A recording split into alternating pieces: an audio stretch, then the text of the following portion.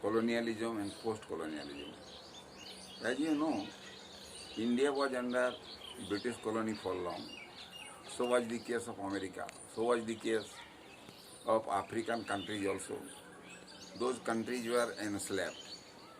And that period is called colonialism period or British colony period. But after achieving freedom, the trends in literature completely went changed. During colonialism, there was a reflection of the political parties' activities. Then there was a reflection of the society, the relation between the ruler and the ruled, the torture on the Indian people of the ruler. All these were the particular things to be discussed, even in novels, poems, short stories, and everything. In Bengali literature, also we see in the writings of Bankim Chandra Chattopadhyay, as well as in the writings of Vivekananda, in the writings of Sarat Chandra Chattopadhyay. But post-colonialism is to some extent different because that time we got freedom. After freedom, it was necessary to rebuild our country. The English left India, we got freedom, but the financial condition of India was so wrecked and so dilapidated that it took a long time to rebuild it. That time, the question of rebuild was in the mind of the political leaders. They encouraged the public. They told everybody to have a democratic status of mind, a scientific approach to life. They all told to remove all the orthodoxical views and do some social activities related to social reformation movement. So, social reformation movement, although started before freedom by Raja Ram Mohan Rai, Vivekananda, Swami Dayananda Saraswati, N.E. Besant, and many other social reformers who played their role in reforming Indian society, dispelling the orthodoxical views from the mind of the people. So those are the trends, but those trends continued in the post-colonial period also. In the post-colonial period, many pictures of the colonial period is seen. If we read The Heart of Darkness by Joseph Conrad, who went to the African countries to pay visit, the condition of all those countries which were under the pressure of the government, which were enslaved, and the countries which had no any right. Each and every kind of description is found there, how the foreigners went there, exploited the countries financially, socially. So was the case of India also. India was financially exploited, and that exploitation just handed down to the capitalist. The capitalist now started troubling the Indian society. So the freedom that we got at that time was merely a kind of political freedom, but not a social freedom. Even freedom of speech was not granted, although Indian society wanted it, and although Indian constitution granted it, although we got the fundamental rights granted by the Indian constitution. The post-colonial pictures are seen in many of the novels of Sarat Chandra, Bankim Chandra, in the novels of Rabindranath Tagore, in the novels of R.K. Narayana. That time, there was a new picture. What kind of picture that was? A change came in the traditional view of life. Many people followed the Western way of life, but many people did not like to go away from the Indian tradition.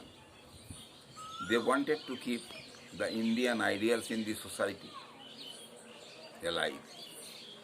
They did not like the Western way of life, eating, meeting, kissing, drinking, and all kinds of vulgarism, which proved to be the hostile to the development of Indian idealism, were shunned by many of the educated persons. They were very much conservative.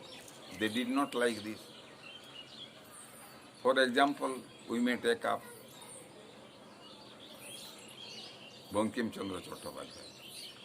He did not like, even he did not like the widow marriage system. That was a new trend. But after the advent of Tagore, and then after the advent of Sarat Chandra Chattopadhyay, to some extent this kind of view got itself changed. They thought for the women, those who were the widows, although widow marriage was not encouraged by Bankim Chandra Chattopadhyay, they encouraged the widow marriage. They encouraged the emancipation of the widow also, along with the emancipation of the Indian women. So a new thing we got after post-colonial systems in India. That is after the post-independence period. So far as I think, we can say it post-independence period. Next one thing came with a new trend, that is psychological thought or the psychoanalytical analysis of literature. Or we can say psychological novel, even psychological story. The Freudian theory, Jung theory of psychology was introduced in the field of literature. Now the novels, the short stories were written with psychological trend. That was the trend after post-colonialism. We got the psychological story, the psychological novel, where we get to find that it is not the external description of any characters, but it is the analysis of the phases of the mind or the different levels of the mind, the conscious, the subconscious, the preconscious, the id, ego and superego, both topographically and dynamically. Dynamically and topographically. When mind has been divided, it has been divided both topographically and dynamically.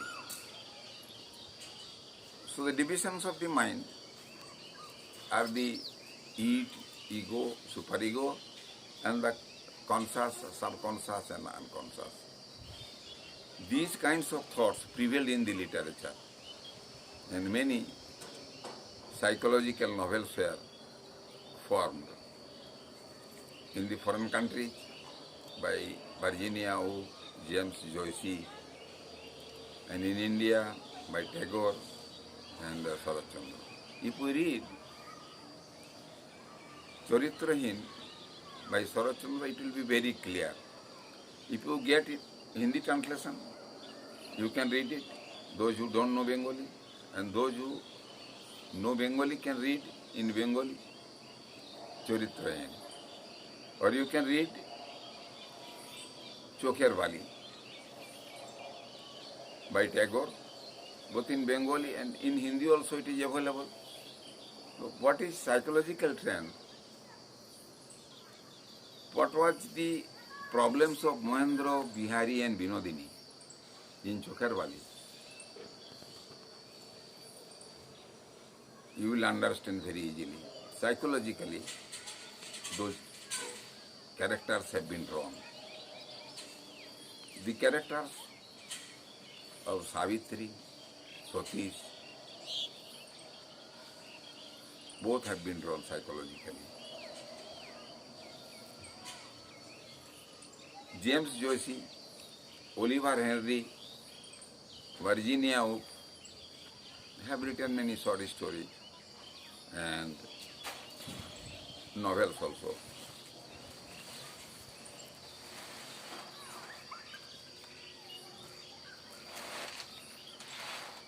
In the short stories of Oliver Henry, like The Last Leaves or The Dream, you can get the picture of psychology. I am telling you very shortly about a story, The Dream by Oliver Henry. It is a short story by him. Murray is the main character. He killed his wife and was arrested in the Limboland cell. There he was kept. He was even convicted. The day of judgment came. He was tied to a electric chair. Before his death, he saw a dream that he was standing before a big table. The table was decorated with flowers. The wife and children were standing by him. He was going to kiss his wife, but just at that time, the fatal current came and he collapsed there on the chair. Actually, Murray saw a wrong dream. It was not a dream, it was but a reality when he was thinking about it. And the electric chair, the spectators, the conviction, all these were the dream for him. But the dream became real and the reality became dream.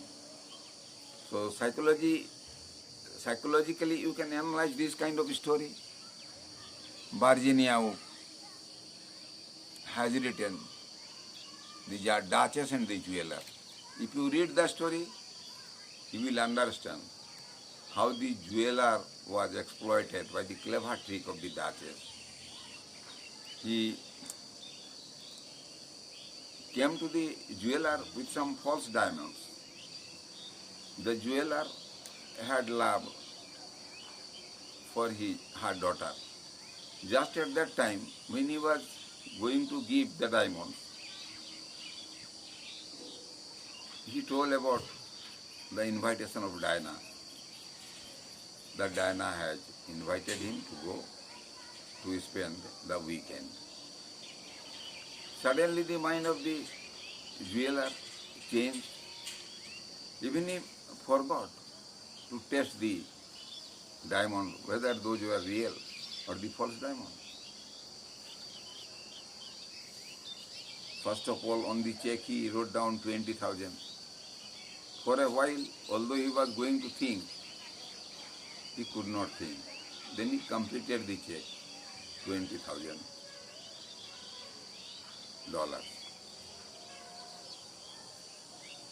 When the Duchess went away, she tried to testify all those, the 10 diamonds, those are all false diamonds. After death comes the doctor. What can be done then? He was cheated. Psychologically, he was impressed. And he had no way now. After great struggle for the existence of his life, from a poor boy, the boy who was in the very beginning seen in the gullies, selling dogs, wristwatch, etc., became a great jeweler. But how? Again he turned into a small boy. He dreamed of all those days. He thought of the promise that he made before his mother. When mother told him, "You will never be a man," he promised that he would be a man. But you see what he became now? He became as poor as a church mouse. The whole world presented a gloomy picture before him, and he was in the midst of vast gloomness. So this is the psychological trend that came in the post-colonial period. Then you can think about the Marxism. That is also a part of the post-colonial period. Marxism means, you see, to feel for the poor persons, to feel for the downtrodden persons. We see Nazrul, who has written a lot of poems on the poor, downtrodden people, on the hated and the humiliated people. Tagore has written many poems. H.L.V. Dirozio has written many poems.